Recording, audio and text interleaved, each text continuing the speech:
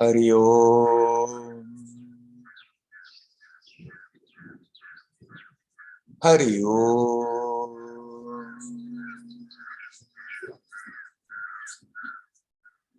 Hari Om.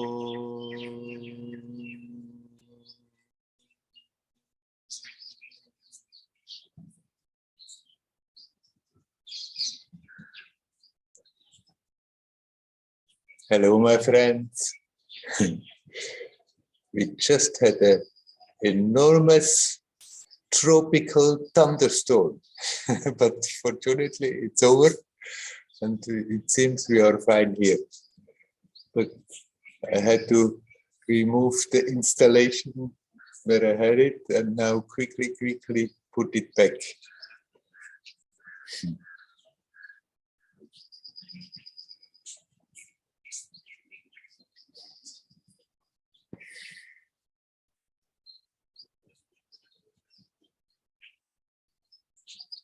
Whatever is happening behind that, prior to that, there is peace. And this peace is unshakable. It's always there, whether we notice it or not. Our job is to learn to withdraw the attention from all the mental preoccupation and come back to that lake, that ocean of peace. No matter what is happening.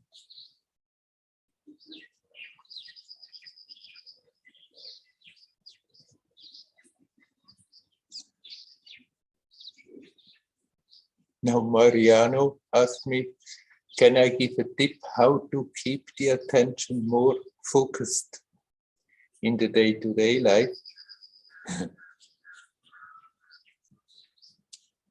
Well, spontaneously, I would say, practice the magic formula. Center, breathe, relax. If we have that presence of mind, when we are active, to continue focusing on that point in the body that is the most natural center. At the same time, breathe consciously, and along with it, consciously relax. Then we are here, in the now, in the present.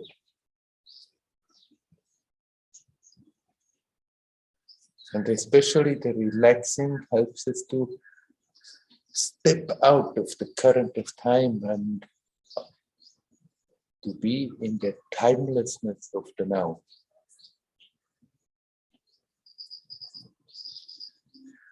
It's good to have every day some time where we are doing nothing else.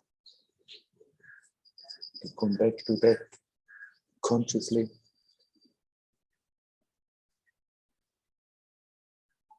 Make that ability stronger. Let go of the mental tensions, the mental worries, the obsessions with the past or the future. And simply be.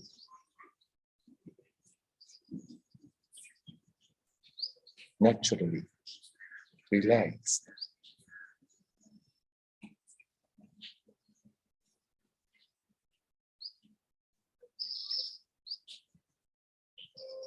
I know that you are doing self-inquiry, Mariano. Still, you can, when you remember, when you are active, you can do just that. Center, breathe, relax. And then if you want to back it up with the inquiry, who is experiencing that? Who is experiencing the activity, the restlessness?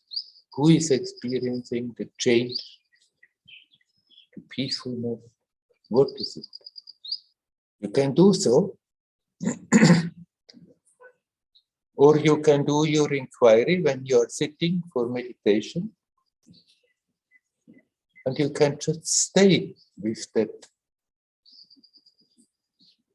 formula, with those 3 points: center, breathe, relax. It's pure magic.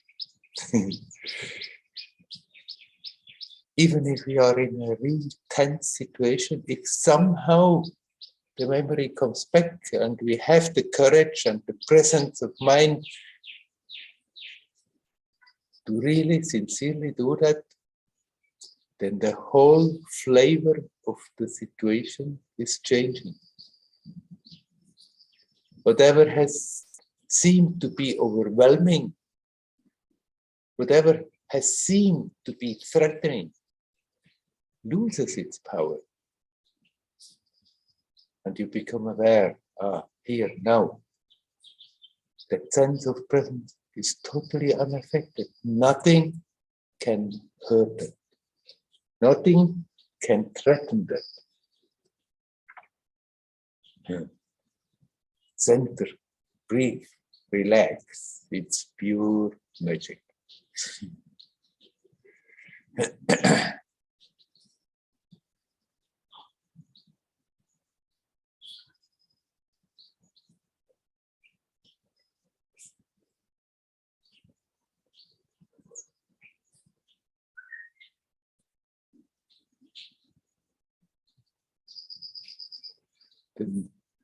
Maria just wrote me that she can't come to the satsang.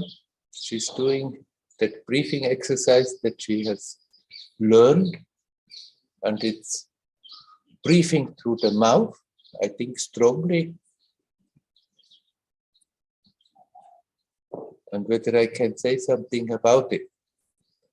Since I don't know exactly that exercise you are talking about, Maria, I cannot give any comments to that. But since you seem to feel it's doing you good, then by all means do that exercise. And she said, I usually always thought breathing through the nose is better. And totally true. Generally, breathe through the nose whenever possible. It's having a better effect if we generally breathe through the nose than through the mouth. There are certain exercises where you do breathe through the mouth, and if that is so, you can, for the duration of that exercise, do so. And after that, you come back to gently, relaxedly breathe through the mouth, through the nose. So I cannot comment more on your exercise. All these different kind of breathing exercises, if they are done regularly, if they are not forced too heavily, they can have a very wonderful effect. But to go more into detail about what you are doing, maybe we have to talk about it, and you have to explain me more clearly what you are doing. One thing I want to say about breathing exercises, about pranayamas.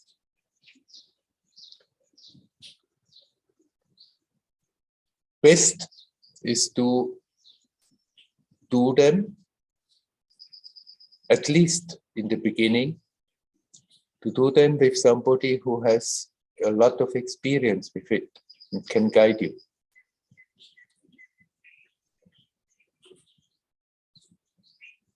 And it's important that we are regular about it.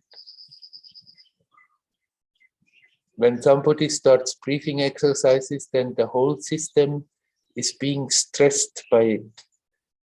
If we go about it gently and wisely, then there is not a problem. The system adjusts.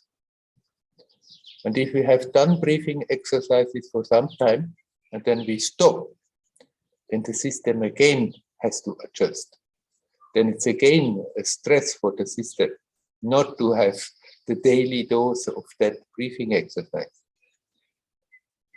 And for that reason, it is not at all advisable to do it for some time, then stop again, and then do it again for some time, and then stop again, because then the poor system is always struggling to adjust to the new situation. It's much better to pick up a small program of breathing exercises and then do it regularly, day after day after day after day. If one feels that gradually one can increase a bit, one can. If one feels it's rather better to reduce a bit, one can. But it's better to be regular. If for some reason or other, when one is traveling or whatever, for a day, one can do it, it's not a big deal. But basically be regular about it. That is not only for your exercise that you are doing, Maria, but this is for all the, generally for the pranayamas. Sometimes people say they go in a course and then they are doing for hours pranayamas, breathing exercises there. If somebody guides them who really understands what they are doing, it may be all right.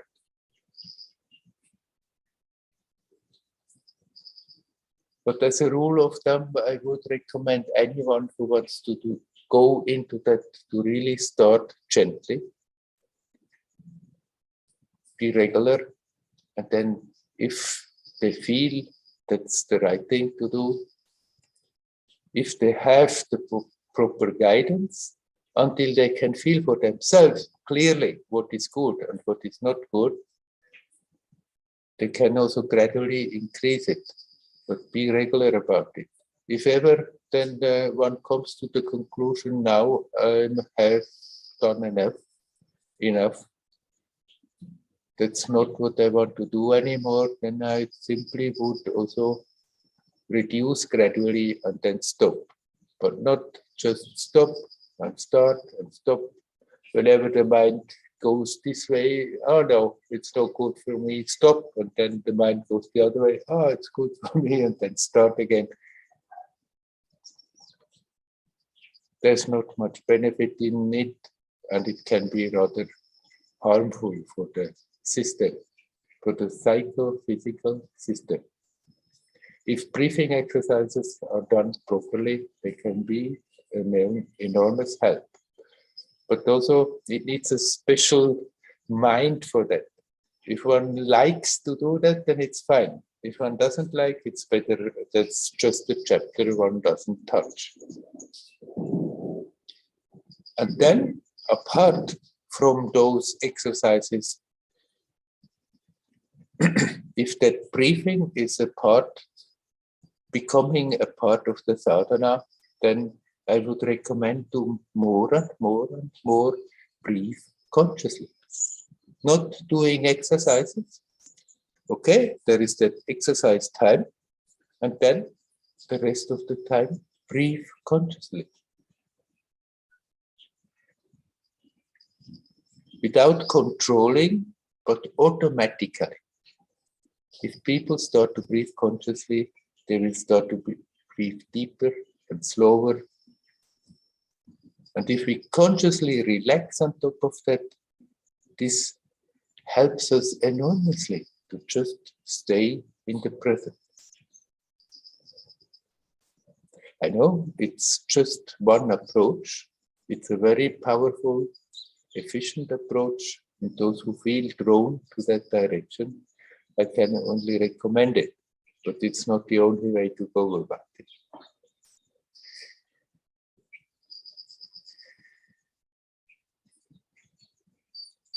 For me, for a long time, it has been mainly self-inquiry. I have been doing pranayamas a little bit at the side. I had a mantra from Amma, doing a little mantra at the side.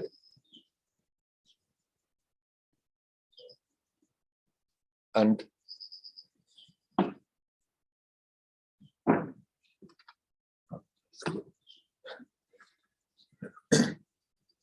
sorry, technical disturbance, but it's fine.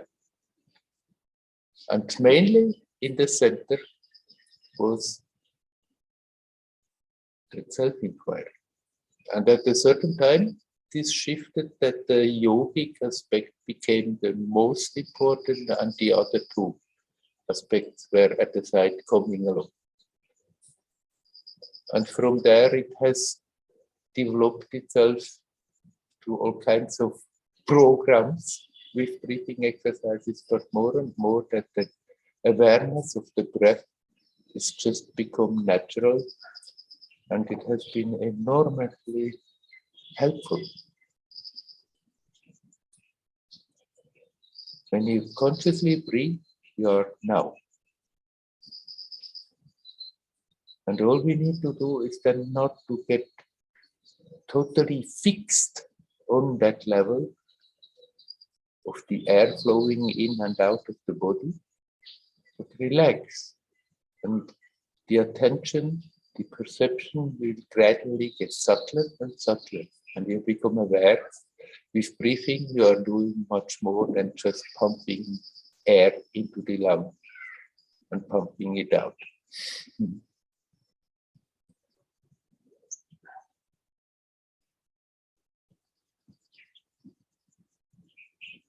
All right, I stop about breathing. I'm asking you, my friends, is there anybody who would like to come in? Say something, you're welcome.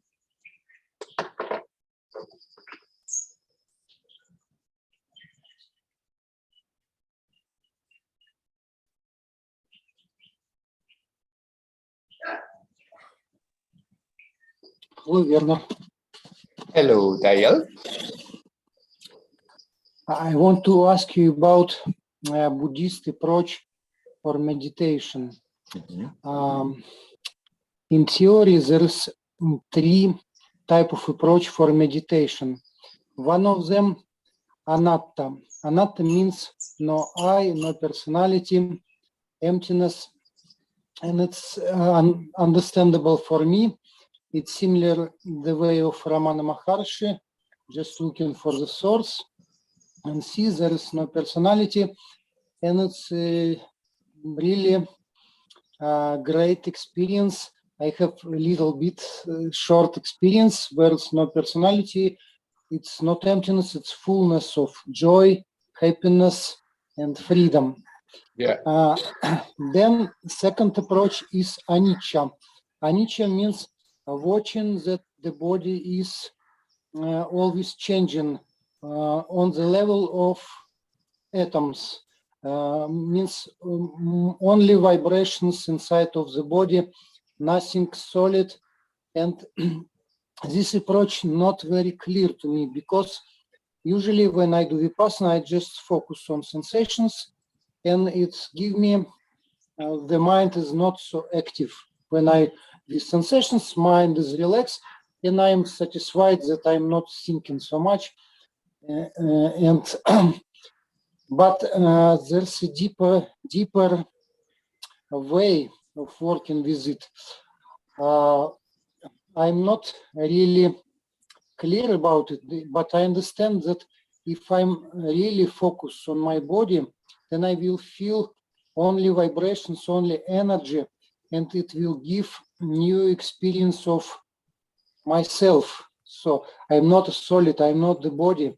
I'm not, maybe probably I'm not the personality as I was thinking about me. So can you comment on this approach? What do you know about it? You want me to comment, or you want also the third approach, or you want basically to ask about this?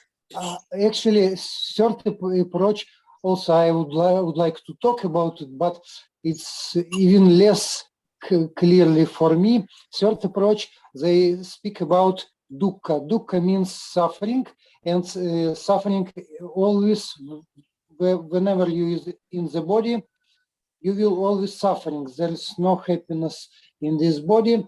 And this approach, they just sitting without changing position, and they see just sitting 1 hour, you will suffer. 2 hours, you will suffer really serious suffering. So, and I guess, as I understand, it's just give no interesting to material life, the normal life. So that's what I understand this approach, but maybe it's not like this. Also, if you can comment all three approaches, whatever you understand, maybe my understanding is just superficial. So the first approach you seem to be quite in tune with and familiar with, that you just focus on emptiness. What the Buddhists call emptiness, the shunyata, is basically the same what the Vedanta says to fullness, to purna. Because it's neither full nor is it empty. It has nothing to do with our ideas. It's empty, but it's full to the brim. And you seem to be quite at ease with that. Now, the second is really an approach you have to commit if you want to go deeper. There are Theravadins who really do nothing else but that. They focus mainly on the throat and try to become more aware, that they become gradually aware on the atomic level in their own body, and see that nothing is solid, in order to counteract that notion that I'm a body, that I'm limited. I don't know too much about it, except that if you really want to go that way, it's a total commitment if you want to get anywhere. You can, without going on that approach, just use the idea to remind yourself that solid reality, that solid material reality, that we are usually so sure that it is so solid, that it is so real, is not as real as it is. It's just energy, it's vibration, it's even from the scientific standpoint, there is no matter there. As long as there was the proton and the neutron and the electron, then the belief was that at least the nucleus is solid, but there is a lot of empty space, and then these electric fields around. And then that broke also down, that when they found out that the nucleus is also particles and nothing of that is really solid.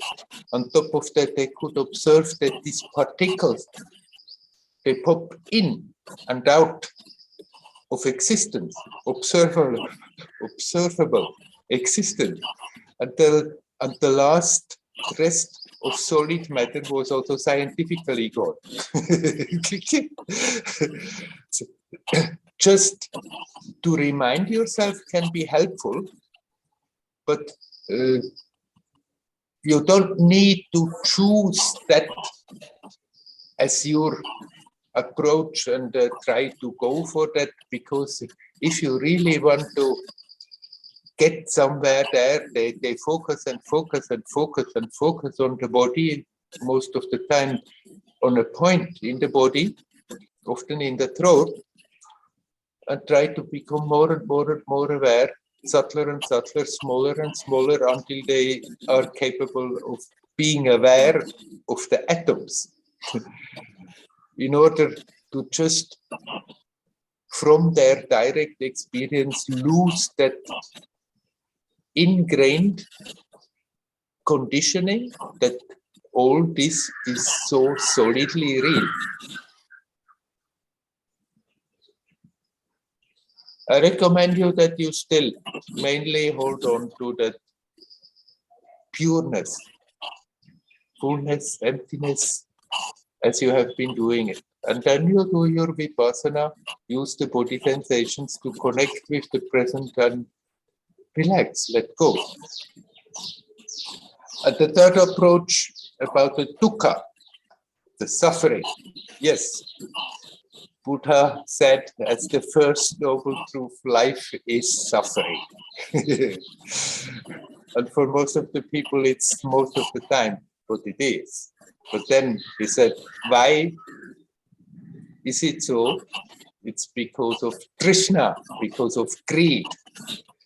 Because we are attaching our ideas at things and we need this, we need that, we must have so many things in order to be happy. But then the third of his first noble truth is, it need not be like this. There is a way out of it. And then he gives the way, the famous eightfold path that he has described by doing right this, right that, right. So right meditation, right eating, right whatever.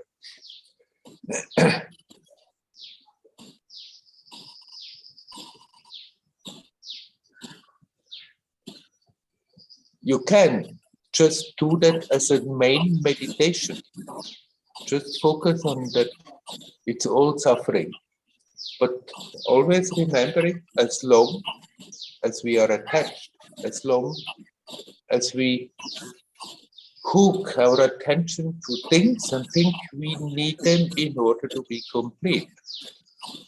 So the approach that you focus on suffering should make you aware that you don't need to hook your attention on things, that you are not in need of these things to be complete, that you are complete in yourself. And like with the second approach, I would recommend you can sometimes take inspiration from that. When you are aware, oh, there my mind goes after something, to remind yourself, it goes in a direction, it promises happiness, and most of what we are usually getting out is dukkha. A few kicks and a lot of troubles.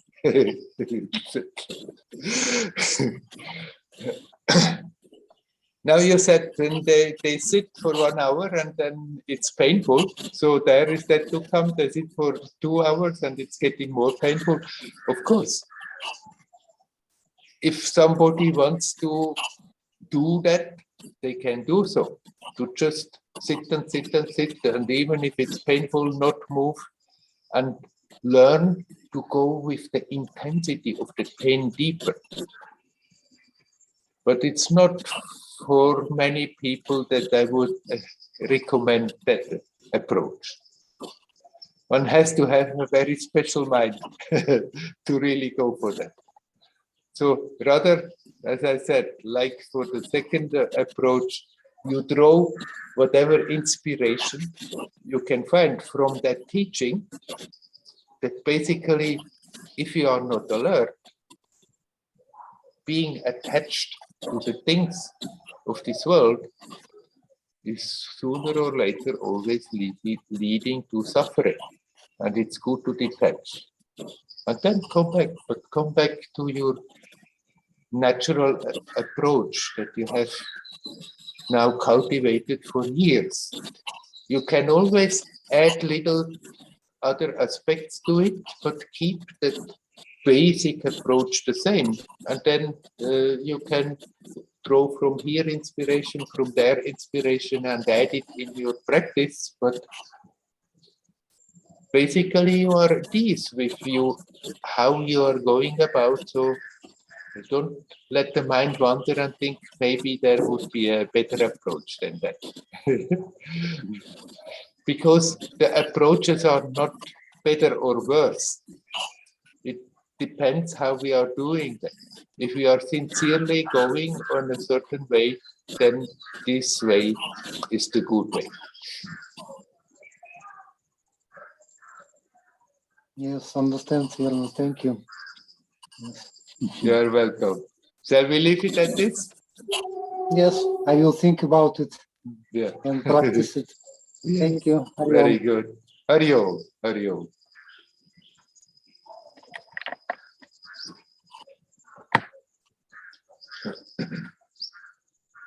Is there anybody else who would like to come in? You're welcome. Hello, Werner. Hello, Leora. Hi. I wanted to ask about the self-deceiving. Self-deceiving. Deceiving. Yeah, right. Actually, there is a book about it, how stepping out of self-deceiving, of one of the teachers from the US, which I read part of it.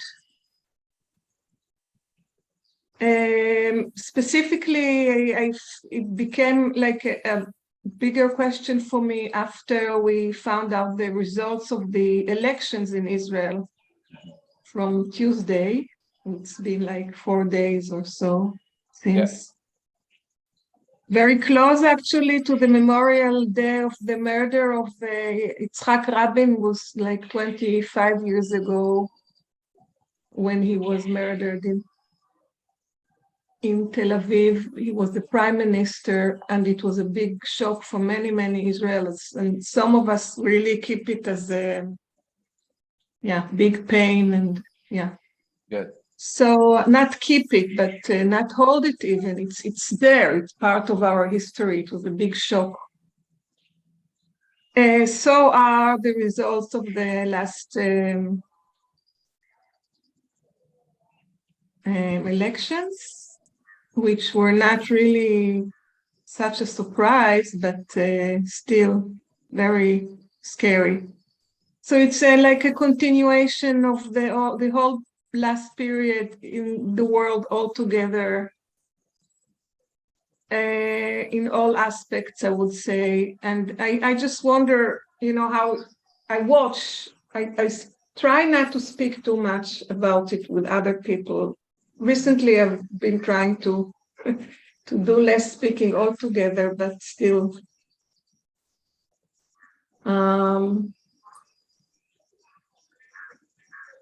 I hear a little bit of what other people, and also I read in the Facebook. That's easier for me. There's a sort of a illusion of a distance there to the good and to the bad. So, and basically I feel there is so much fear and so much confusion, huge fear and confusion.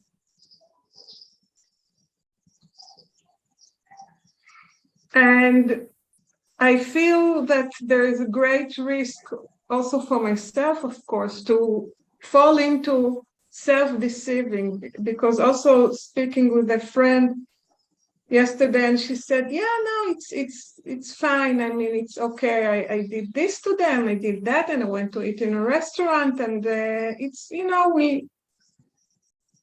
and for me, it's not, it's still very scary, but somehow we have those, this possibility as human beings to deceive ourselves, but also to hold situations, to hold difficult situations. We have the possibilities. And I wonder how much of it is like self-deceiving to the sort of, I would say, negative, I mean, actually really lying to myself. I mean, because we don't know specifically now, it might get really bad and less bad. And even, like you say, in the whole world, eventually it will be even better. But that we don't know. So around energetically, I feel that it's very shaky.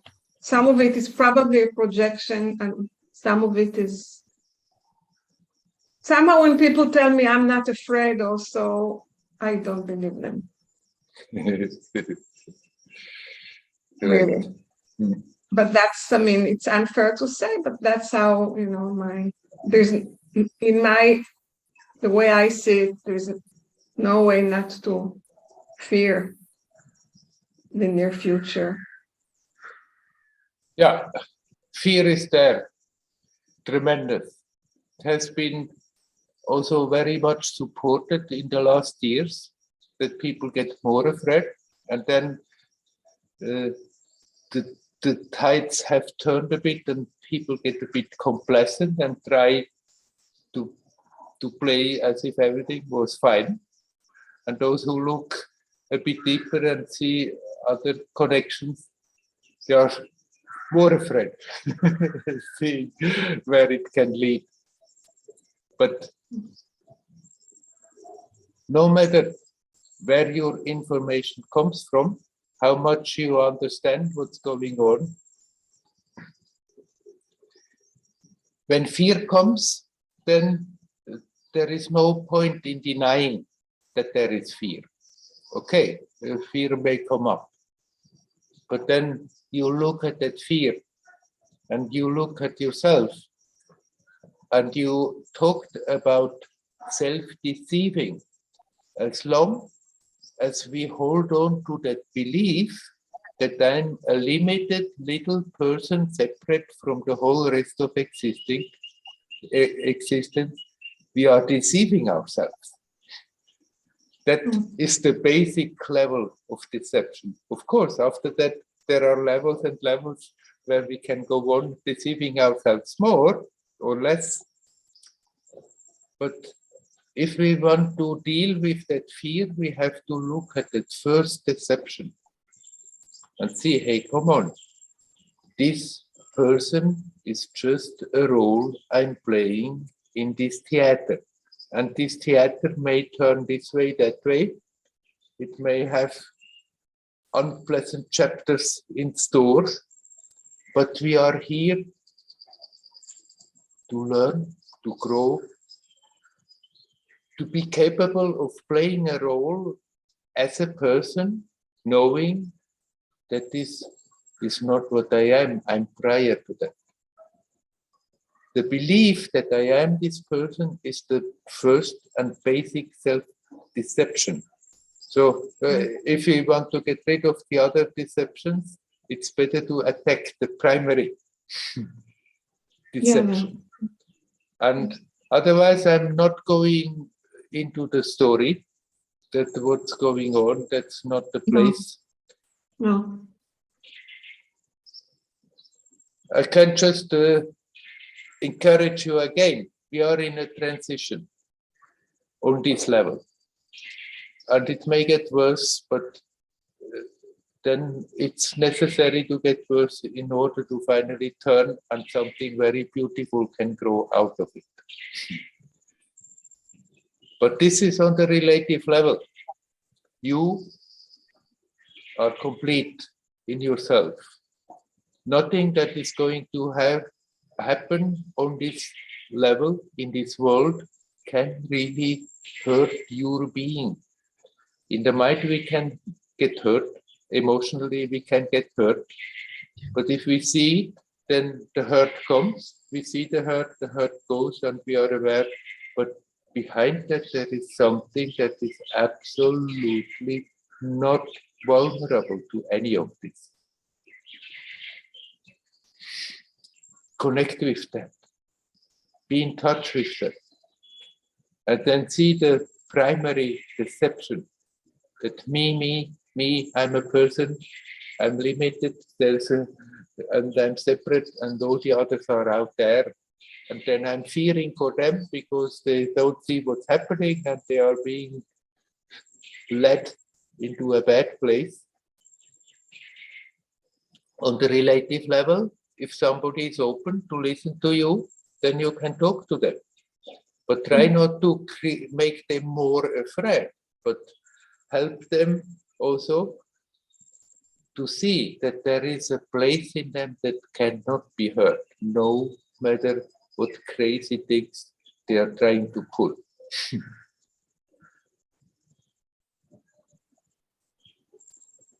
Yeah, I experienced this yesterday when I had the interaction with my ex-husband, and he told me he's going through this story with his late parents in Norway and his sister, and he told me difficult stuff, and it's very, very, very difficult for me to hear. I was part of the family for like 30 years, and like very difficult. And I actually did what you say, because the habit is to go into giving advice and analyzing. And I felt there was no way for me. I couldn't analyze. I just don't know. Yeah. I couldn't give advice because I could give many advices. But first of all, he knows everything. He knows all these things, but also I feel that I'm now looking, this is in regards to communication with other people. I'm now looking for a new way to communicate, because I feel that this kind of communication, somebody tells me something and then I react to what they tell me, is a bit poor. Is a bit poor.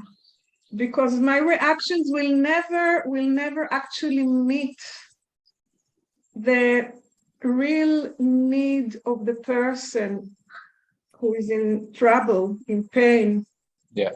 It will never actually meet them there. Never, never. So just to remain quiet and to do this work as you describe, but also to start practicing more and more expression, active expression of love. Yes. Like talking love, like because this is what we all need. And this is what I did with him, actually. Love has many, many ways. There are many ways we can express love. Yes. All these little acts of kindness, they are important. All these little unimportant little acts, they are important, and they accumulate, and you flow more and more and become more powerful in it while consciously doing so. Yeah, it's also very, very healing. And then just like discussing with other people the situation, which I really have the need to do in a way. It's a habit. Yeah. What do you think? Maybe they can say something I don't know, or I don't know what I mean. Yeah. And now it feels very poor. And then I just feel that now somehow my role, my way to contribute to my environment around me, the environment around me, is just like through listen, keeping silence, and just express care and love. Really, that's we are able to do it. Everyone is able to do it. People do. Yeah. Good, great. And the more you become aware of your nature, that is prior to all these troubled situations, that is not affected, the more you become aware, everybody else is also that, even if they have no idea.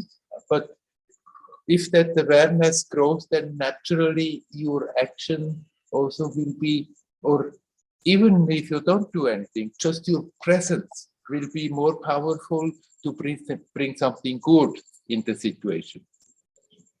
Yeah, actually, it reminds me, and then I stopped. I sat, what was it, a breakfast this week with my family, and my grandson asks me, "Why don't you move?" And I said, "What do you mean?" He saw something that only little children can see and can. Yeah. And then I said, well, it says you don't move. Only when you talk, your head moves, but your body doesn't move. And that was so wonderful, because actually he expressed something that it changed, you know, like some kind of stability and some kind of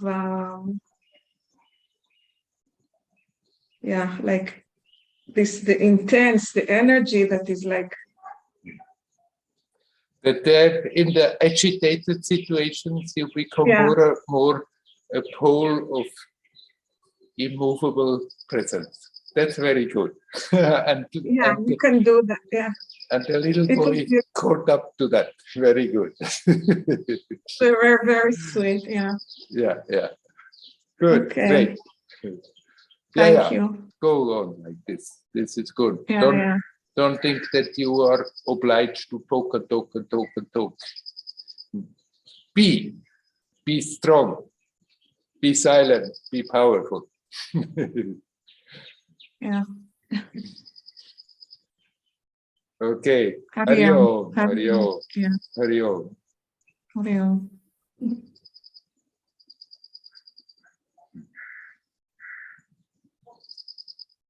Would anybody else like to come in and talk? You're welcome.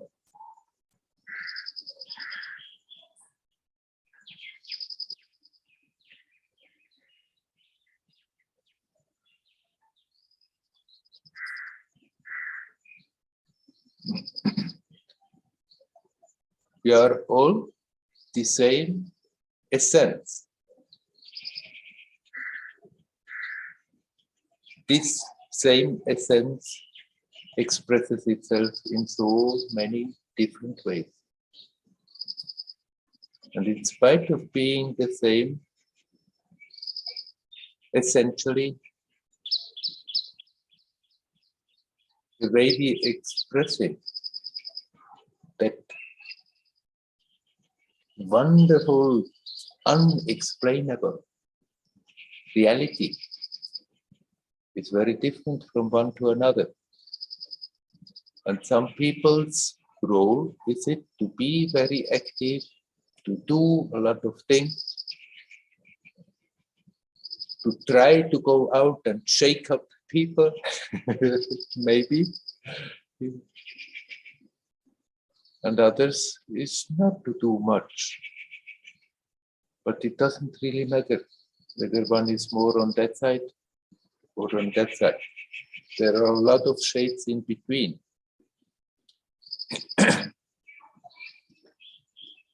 What really changes, what really brings something is that intensity of the consciousness, the intensity of the presence. That changes, that brings something very powerful. And then sometimes it's necessary for external action to bring something in motion. And many times it's not. And this difference, this is on all the levels. We can see that even in the greatest saints, how different they behave, how different they are. Let us say, here was Ramana Maharshi. He didn't do much externally. On the other hand, I have had my own long, direct experience with Ammaji, Madame Ritanandamai. She's always dynamic, always acting, doing so many things.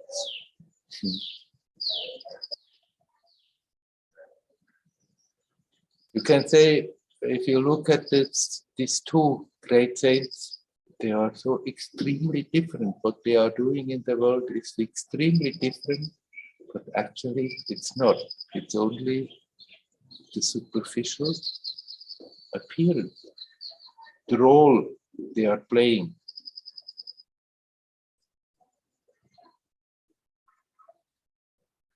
Ammaji is being adored for all that she's doing, for all the external things that she's doing. But what really counts is that tremendous presence, that consciousness, that intensity of a consciousness in a human body that is here on this level has an influence. all the external things, the movements, the charity things, the hospitals, the school, all that is part of the role that she is playing. People see that, but what really counts is the tremendous presence. Now you see Ammachi and her story and her works, and then on the other hand, you look at Ramana Maharshi and you can see, oh, the man didn't do a damn thing. Just sat there. But actually they are doing the same job. Ramana could have stayed in his village and his consciousness would have blossomed, but he could have externally led quite a usual life, but he came here and he just sat. And sitting with that intensity of that consciousness of a great being like Ramana Maharshi is like harnessing tons of power, mountains of power, of positive, helpful, creative power that is radiating on this level.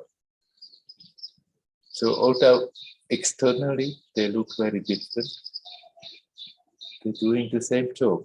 That is the one thing that matters. The external appearances, they don't matter that much. And then some people like more this, some people like more that, some people like both.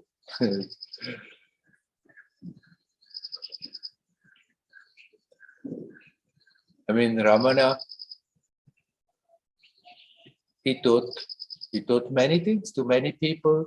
His main teaching that has come out is the self-inquiry. It's not something that he has created. It has been there since time immemorial. But it was only like a hidden footpath. Not many people came to that, had the idea to do so.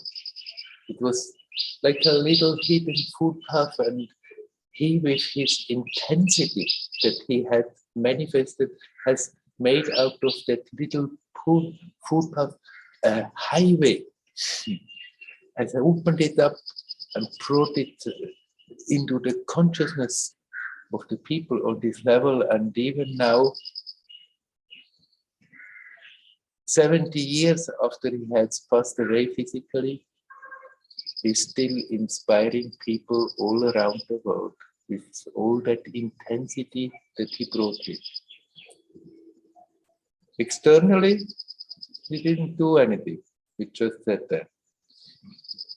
Then in the later part, he was talking a bit more to people, but not much activity. On the other hand, that great being Ammachi, busy. But what counts in both is that awareness of the ascent, the intensity of that awareness and manifesting it on this level and just radiating it out on this level.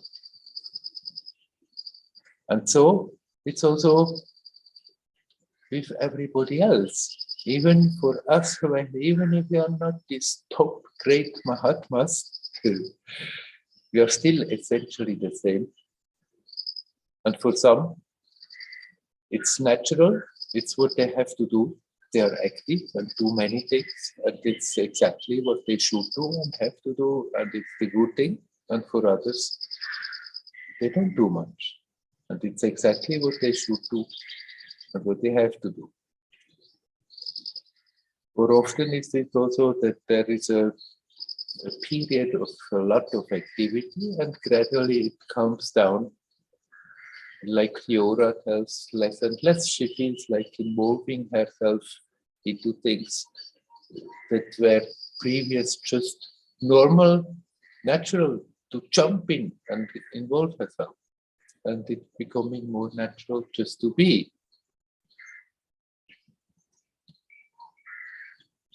Whatever our external story is, active or not active, doing a lot of selfless service or not.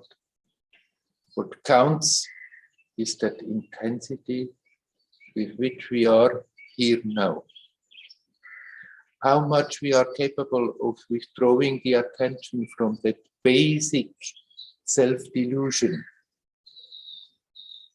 of believing I'm a little separate person, separate from the whole rest of existence, and have to struggle and struggle and struggle to keep somehow my space, personal space. The important thing is to detach from that basic deception and to be, to sit, or to be active, but be powerful, like a rock in the river. The water flows all around and it remains unmovable. The more we can do that, the less we are affected by whatever is happening on this level, on other levels, and the more actually we bring something extremely valuable, creative, beautiful on this level. It's simply radiating.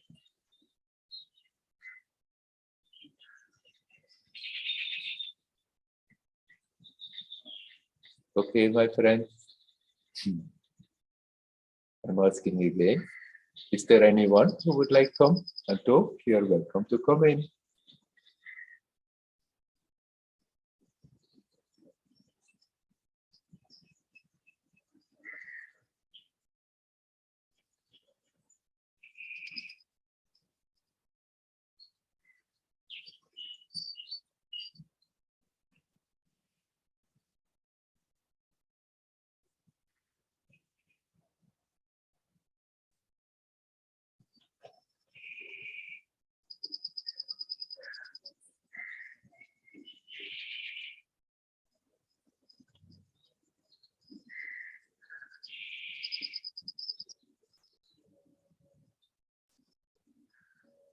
Okay, I come back on an aspect of what we just talked with Leora, that is fear. Fear is all around. There's so much fear. In many places, people think, oh, the difficult times, they have just passed and it's getting normal now, and try to convince themselves all is fine, and deep down, there is a tremendous fear. There's a lot of denial there, because there is the awareness, there is something that is not okay on this level. There's a big struggle going on, and some very destructive elements try to be in total control. And somehow people feel that, and there is fear, but there is a lot of denial. So, no, it's fine. We can go to the restaurant, as she said. We can go to the restaurant and the cinema. All is well.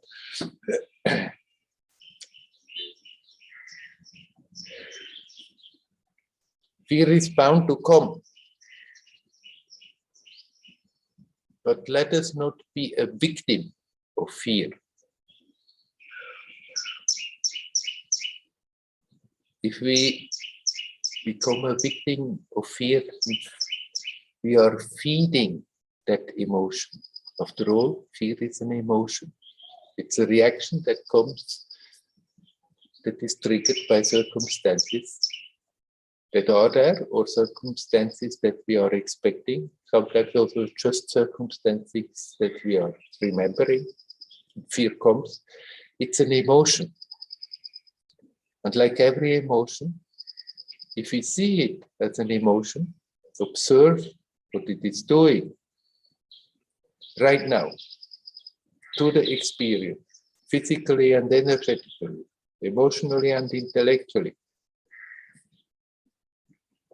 then it's not so difficult to see it come, let it be there, and let it go, and not become a victim of fear.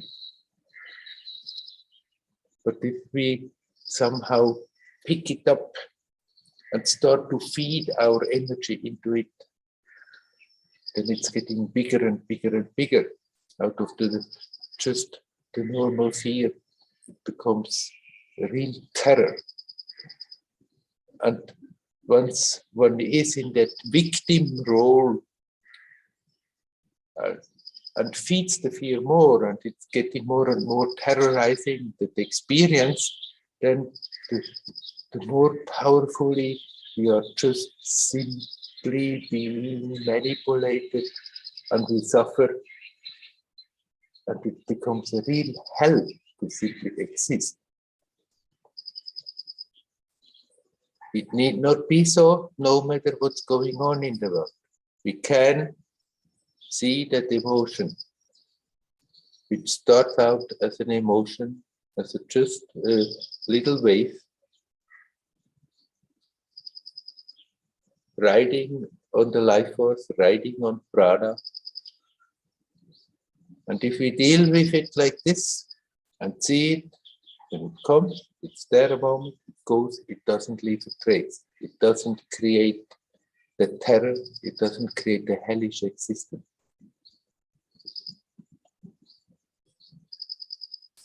Let's not be afraid of the fear. Fear is bound to come sometimes. So let it come. If we learn to consciously deal with it, it loses its terror, then we see it just as an emotion. Then we stop being afraid of the fear. No fear of the fear. Then when fear comes, oh, I see you, I know you. Let it be there for a moment, let it play and let it go. Relax and it go. But then the fear cannot turn our existence into misery. Because we are aware, I am that extent. I am not this person. This person is a role I'm playing, and what I am cannot be affected. There is nothing to be afraid of for that. On the relative level, we can lose everything, but nothing can hurt you. On the relative level, we can gain so many riches and so many wonderful things, but we don't need them, for we are complete in ourselves. We are that joyous, bubbling, beautiful existence that needs not be afraid of anything. The whole range of those emotions that comes with the play of the person. It comes with this human experience. And there's nothing wrong with the emotions. It makes the experience of being human juicier. Simply, we have to put the emotions where they belong, on that level where they belong. And it's part of the play. The emotions come, they are there a bit, and they go.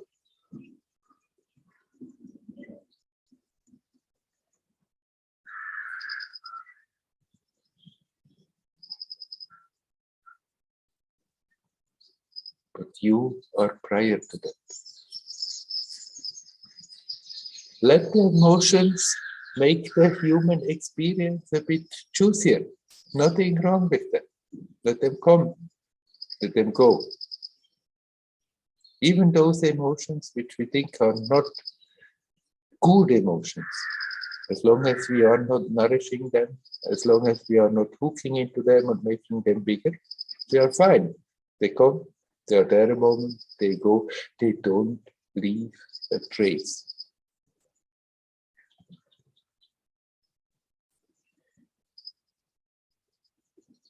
You are prior to that. You are that basic existence. being, beingness. Whatever you want to call it, no word is justifying. It's what really is. Brahman. It's also a word. It's a word that has been constructed in order to point to something that cannot be expressed.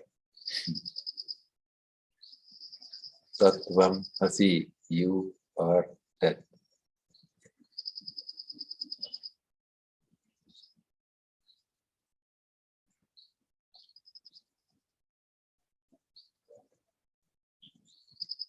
So, I'm asking again, is there anyone who would like to talk? You're welcome to come in.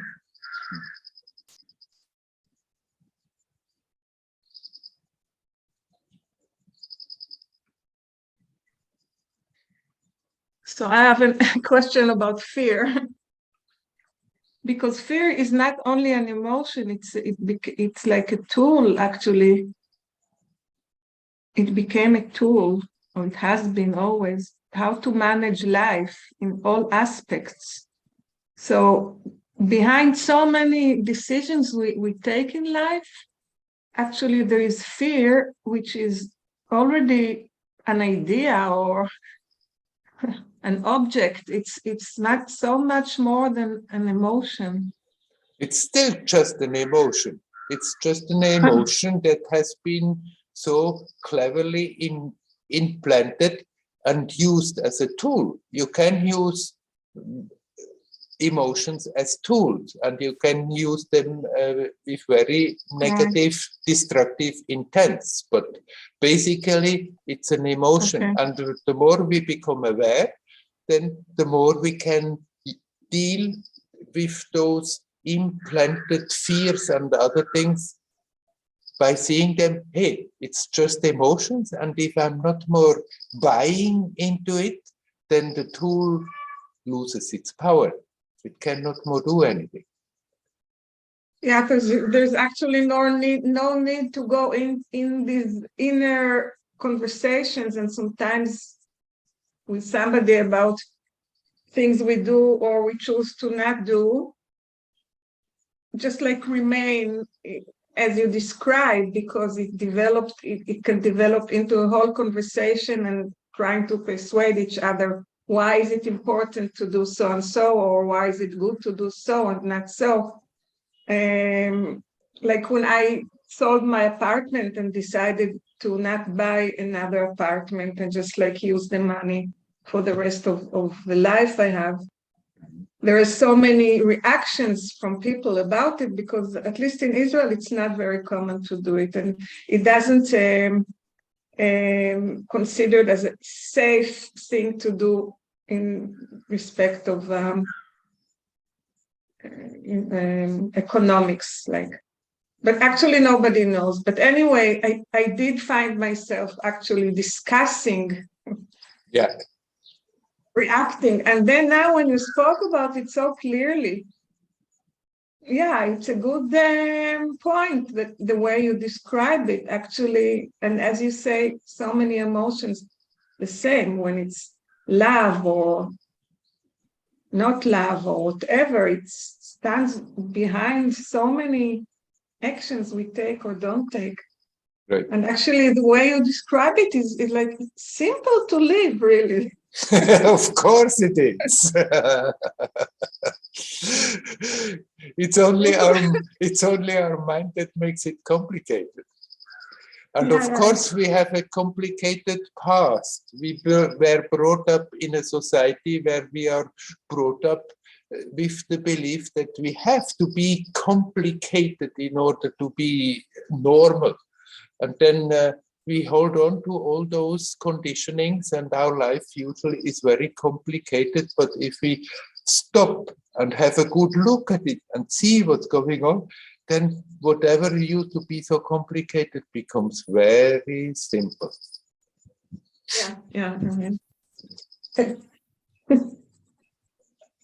I agree with you.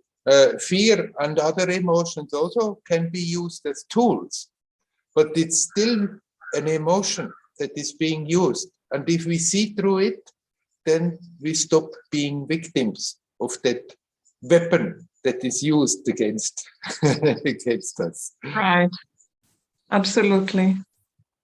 Yeah. Yeah, this is a good point. Okay. Thank you again. You're welcome. Hari Om, Hari Om.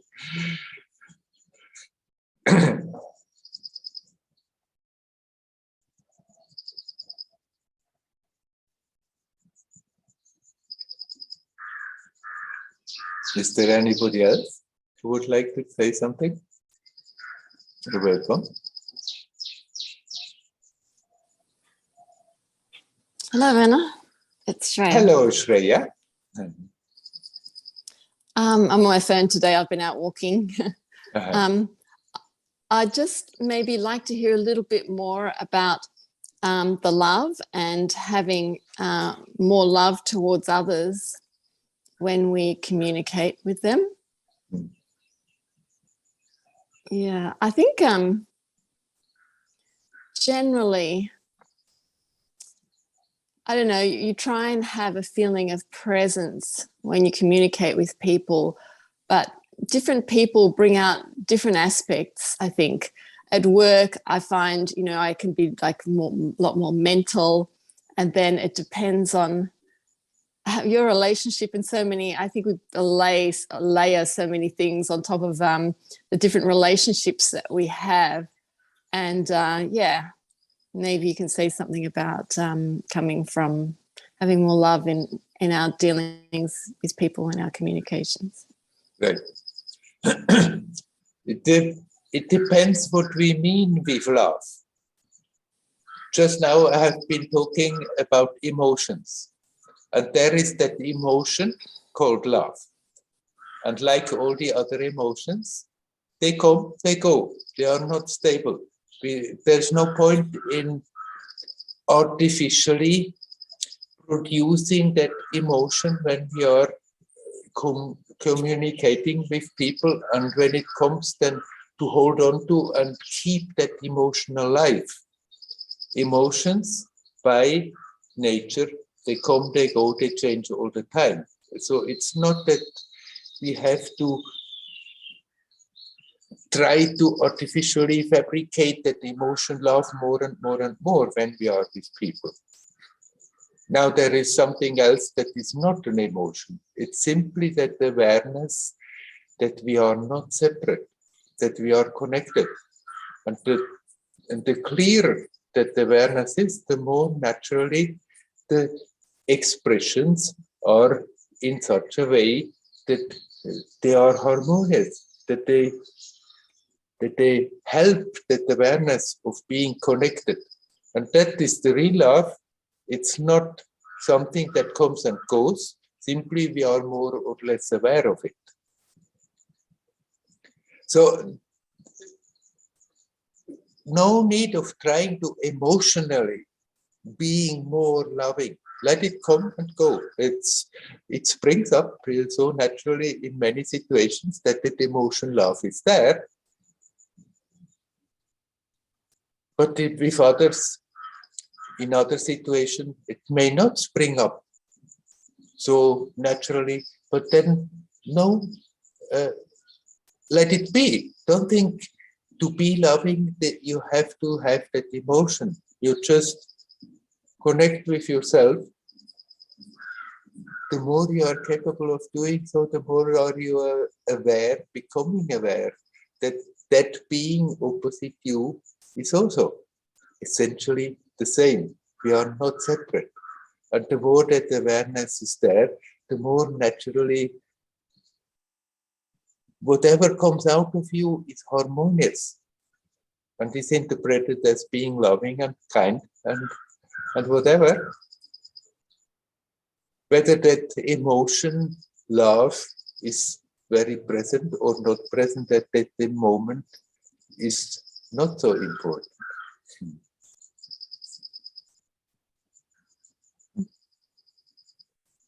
Yeah, it always just comes back to that feeling of presence and feeling connected.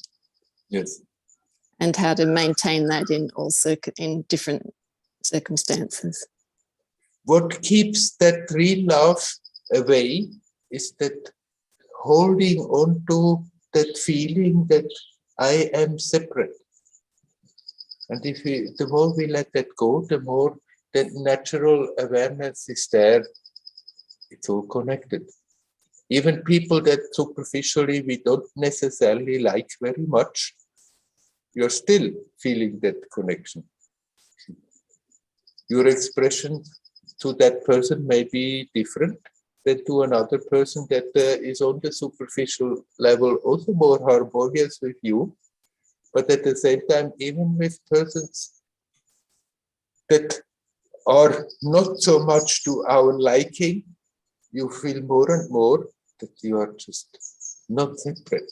And then we are not destructive, whether we are externally expressing a lot of affection or not.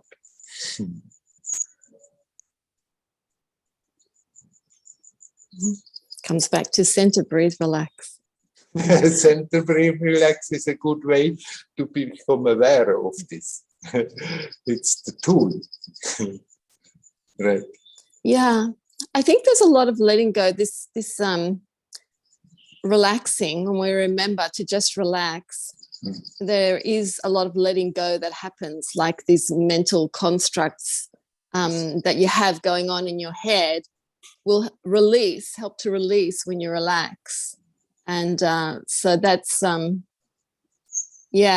can even remember that happening sometimes. It's good to have that understanding that we need to detach from our attachments, from the things that we are holding on to that weight us down unnecessarily. It's good to have that understanding, but then the process of really letting go is very much connected with that capacity of relaxing.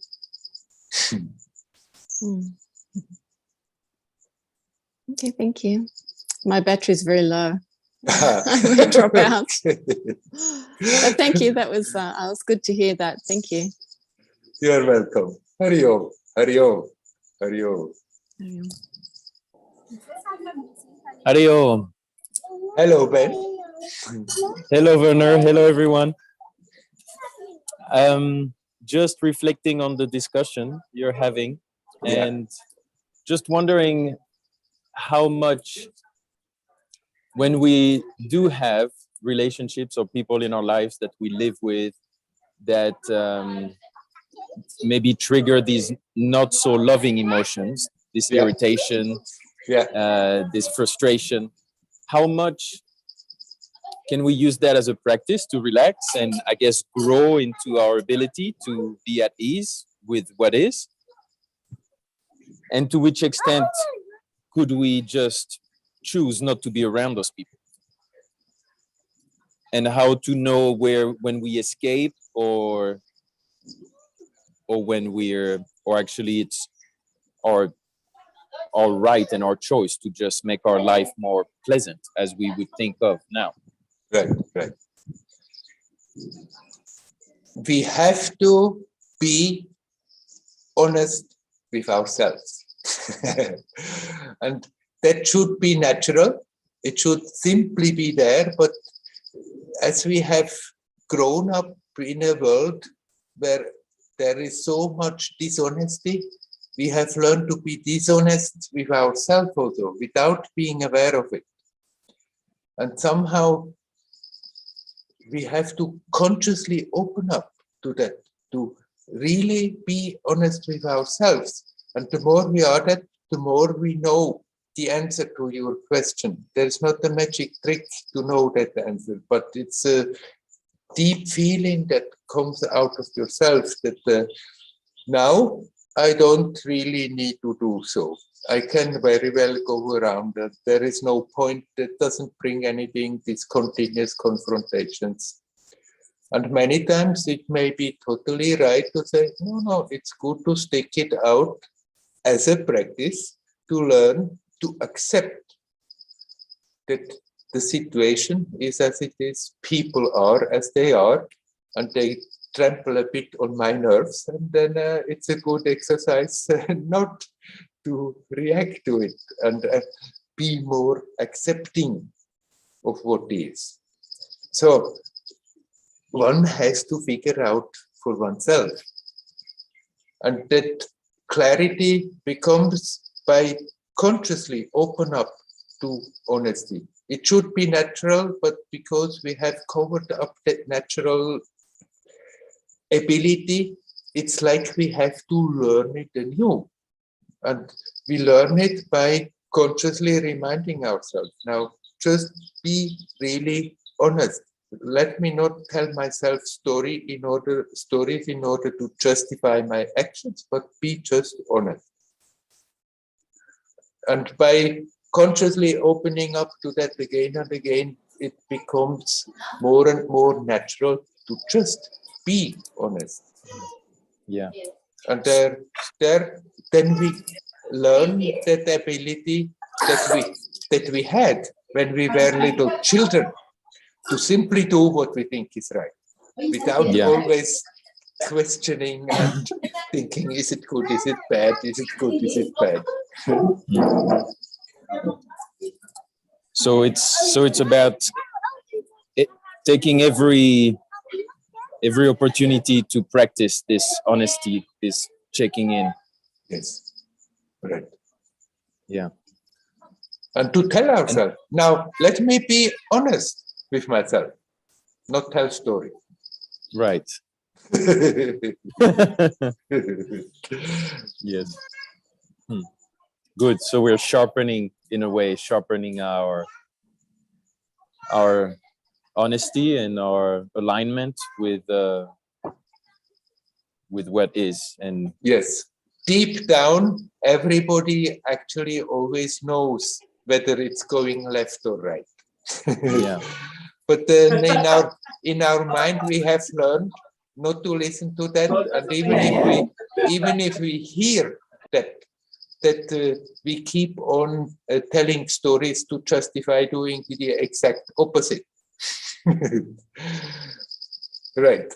And so we can become aware of doing that we are doing that, and then learn not to do that anymore by being aware of it and consciously want to be honest, and then more and more we just do things without always questioning, is it now the right thing, is it the wrong thing? Being guided from that inner guidance, which everybody has. We simply have to learn to be more familiar with it again. Yeah. And then it makes me think of one thing you've said before about then no matter what we then choose, we go with that and then be at peace with that, or right. Yeah. And even if we make choices of which we after that down the road think that was now not such a happy choice, so what? At that moment, most probably was the good thing to do to learn the lesson. Right. Thank you. Hari Om. Hari Om. Hari Om. You're welcome. Hari Om.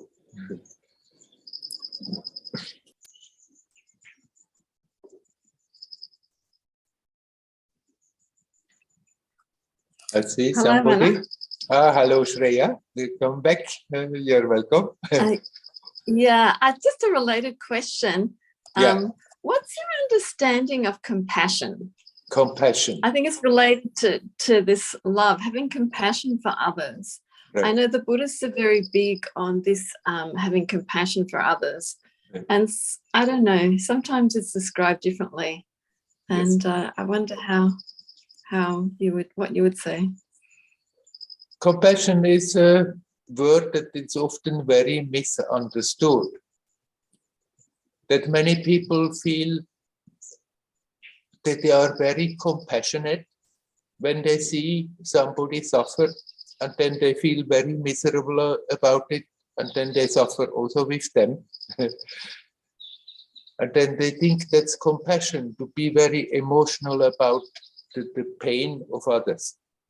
But actually, it's just letting oneself go into emotions. If one does that. If I see somebody suffer and I start to suffer because of that, then I just add more suffering to the situation. And it's not compassion. The compassion is, it has to do with the empathy, that we do see the pain of living beings, but at the same time, if you really care for them, then you have to first make order in yourself and connect with your aspect that is not affected by so-called your pain or so-called their pain. That there is something that is not affected. And the more you connect with that and you see the pain of somebody, the more something very beautiful flows over from you to that suffering being that helps that being, whether they are aware of it or not. And that is the real compassion, not to let yourself pulled into misery, seeing misery and think, oh, it's so terrible, it's so terrible. Of course, often one can think it's so terrible that this is happening to them, but not become just emotionally sucked into their misery, that we are then in misery together. It is not compassion, it's just, actually, it's first we pity them and then it turns into self-pity. That after that, oh, it's so terrible, it's terrible. And compassion is something powerful, something strong, that you are aware that no matter what is happening in your story, you are not affected in your essence. And no matter what is happening in their story, you are not affected in your essence. And the stronger that awareness is, the stronger that connection, that conviction is. When you look at people suffering, the more actually you are compassionate. And sometimes you may feel it's necessary that I express it in action, that I do something for them. And sometimes you may feel it's not necessary that I express it in action, and still compassion is there. And still something beautiful, something helpful comes from you to them, even if they don't know it.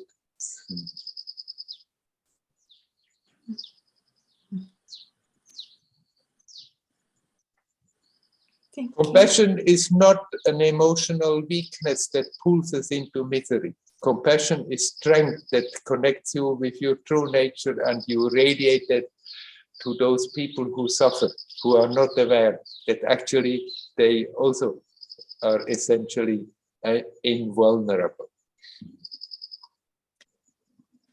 I was trying to remember something that somebody said to me that just helped to make it much more broad, because we talk about compassion as being something for that we experience or that we feel around others who are suffering. But once I've had it expressed in terms of just, and you touched on it, you said it too, about feeling connected with other people. And and they spoke about recognizing that we are connected and that underneath, we're basically the same. We're, here living out our lives on earth kind of thing. And I feel that maybe when you come back to, again, it's like peeling off the layers and coming back to this sense of existence and this sense of presence and this sense of commonality. And then, then there's no pity. The pity wouldn't come into it then. Pity is an emotion that has the tendency to pull us just down into the same misery, and there it turns into self-pity. The time after that, sorry for myself that I have to see all this misery. Compassion is something that lifts you up, that is aware that you are invulnerable and you can transmit something of that to the people who are suffering. Yeah, I never looked at it that way, as feeling invulnerable. yeah, or untouched by circumstances. Yes. And yeah. Hmm. Okay, shall we leave it? Yes, thank you. Yes, Okay. thank you. Hari Om, Hari Om. All right, my friends.